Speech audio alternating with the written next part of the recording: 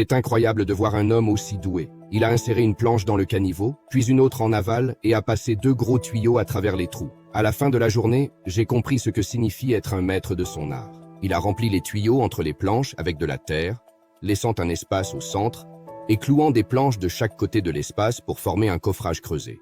Il a versé du ciment dedans, le remplissant jusqu'au niveau des planches et lissant la surface au-dessus des tuyaux avec du ciment. Cela crée une plateforme au-dessus de l'eau. Avec cette plateforme, il a amené des briques et du ciment sur la plateforme et a commencé à construire le mur autour de l'espace avec les briques, coupant le caniveau. Alors, devinez ce que l'homme construit? Avec son habileté, le mur a rapidement atteint la moitié de la hauteur d'un homme, avec 4 petites fenêtres au centre. Ces fenêtres servent à renforcer l'ensemble du projet. L'homme gratte et recouvre le mur d'une couche de ciment, lissant la surface du ciment. Une fois le travail terminé, il va réaliser une structure importante pour ce projet. Il va utiliser les briques pour construire 3 bases et poser une dalle de béton comme plateforme, puis continuer à construire vers le haut avec des briques. Faire 3 colonnes attachées au mur, recouvrir la surface des colonnes de ciment et lisser leur surface. La structure de ce côté du mur est complète. De l'autre côté du mur, 2 murs perpendiculaires sont construits. Puis on remplit le centre de briques et on les recouvre d'une couche de ciment pour créer une forme inclinée. Cette pente sert de base. 5 murs inclinés sont construits le long de la pente pour créer 4 passages. La largeur des passages est la même que celle des fenêtres. Tout est fait. Gratter la surface avec du ciment, en se connectant avec les murs horizontaux pour former la structure globale du projet. Un bâtiment imposant est désormais en vue. Ensuite, il fixe un tuyau d'acier sur le haut du mur et pose un squelette de fil d'acier, verse une couche de ciment et lisse la surface pour élargir le pont au-dessus.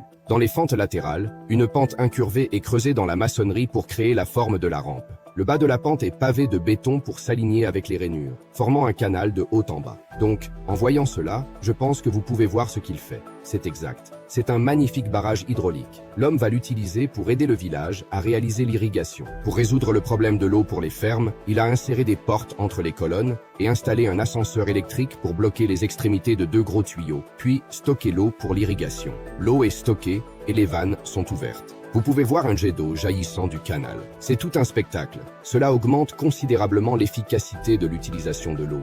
Comment évalueriez-vous ce barrage hydraulique construit à la main?